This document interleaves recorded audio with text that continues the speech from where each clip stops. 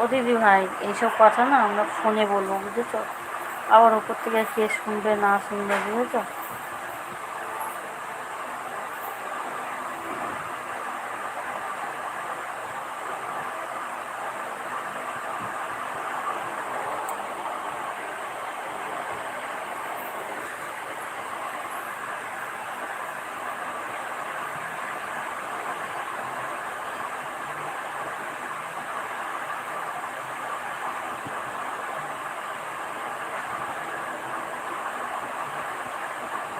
কারণ কি রাতে রান্না হবে নাকি দিদি ভাই?